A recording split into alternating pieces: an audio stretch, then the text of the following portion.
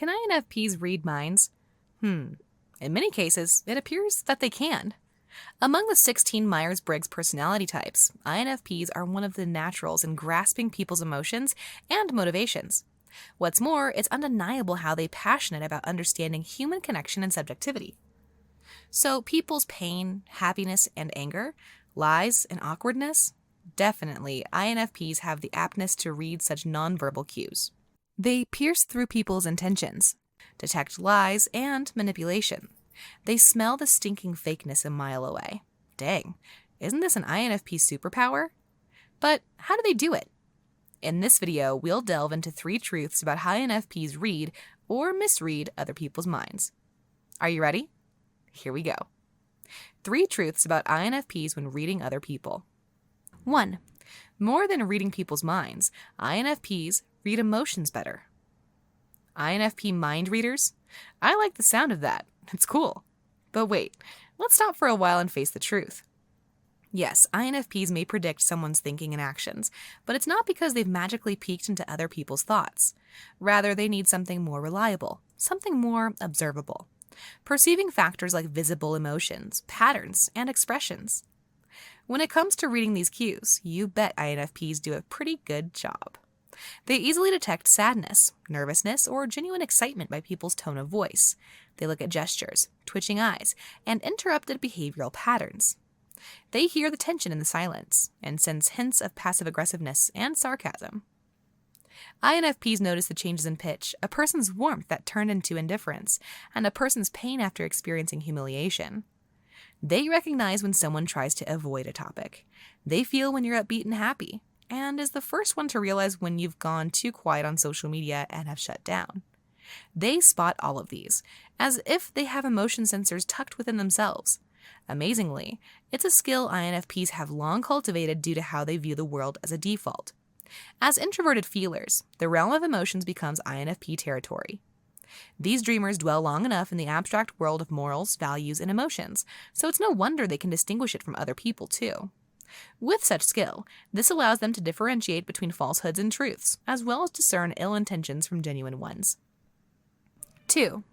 INFPs can't accurately read people who hide their emotions. I know I've said INFPs seem to have the superpower of reading people, but hold up. Don't celebrate too soon. Just like Superman is weak against kryptonite, INFPs have weaknesses too, regarding reading others. At some point, I realized that INFPs' evaluations aren't always accurate. See, these empaths can read emotions, right? Right. But what if the other person is good at masking it? Yep, this is where INFPs may become ineffective detectors. The best example is our fellow INFPs. Interestingly, while people can easily find INFPs on the internet, the truth is that it's not as easy to spot them in real life. They're covered in mystery and can hide a huge part of them in really, really well. From my experience, I never realized my INFP friends carried the same personality as I do, not until they mentioned it. I salute them for keeping things private, but I can't help feeling kind of betrayed. It struck me that my closest friends didn't really open up to me like I thought they did. They've hidden many parts of their lives, so I never would have thought they were INFPs. Well, I can't blame them. I did the same. So you see, just like my friends, many INFPs are not very emotional types who publicly express their emotions or enjoy being the dramatic star of the night. Rather, these empaths have learned to wear masks and regulate their bursting emotions to appear ordinary, cheerful, and easygoing individuals. That said, with emotions hidden, INFPs' emotion sensors could be rendered faulty. Indeed, there are moments when we can read someone's mind. But if we're talking to other NFs who express emotions in one way but think the other way, and don't even flinch about covering up their true feelings, how accurate can we be? It's also hard to read people with emotions at the low end of their cognition, especially those who can lie without batting an eye.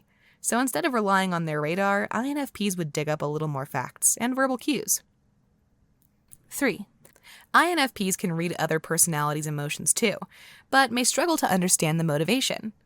Have you ever formed close connections with straightforward thinkers? Often they are quite direct, making them relatively easy to read. But what makes it hard to deal with them is not reading their emotions. It's their values clashing against ours. It's like you know very clearly what they want, but you can't push yourself to agree. Oh boy, I couldn't count the times sensors and thinkers, even the people closest to me, get to my nerves. Not because they're being mean, but because I very much struggle with how different their belief system and values are. Based on my personal experiences, it was mostly a clash, and it took a long time to find the middle ground. For instance, I've struggled to comprehend why some ISFJs are so willing to assist others, to a point where I feel they're being taken advantage of. They sometimes help people I deem undeserving, while denying help to those who, from my perspective, deserve it. They would try to explain their reasons, but I still can't fully embrace it. Then here come some ESTJs who demand structure. Their intention is easy to understand, yet it's overwhelming how extreme they pursue it, and it may drain an INFP's soul dry. So, yep, INFPs can comprehend other personalities' intentions, but sometimes, when they clash with our values, we instinctively recoil from accepting their motivations. In conclusion, yes, there are instances where INFPs may fall short in their attempts to read people, particularly those who are secretive and private. However, INFPs' mind-reading abilities can be attributed to their ability to delve deep into emotions, so frequently they accurately assess individuals and discern behavioral cues. I believe that such skill is beneficial not only to INFPs. When used right, it would be a bridge where INFPs can deliver warmth and healing to those secretly hurting. That's it. I hope this gave you insights. Share your comments below. Thanks for watching.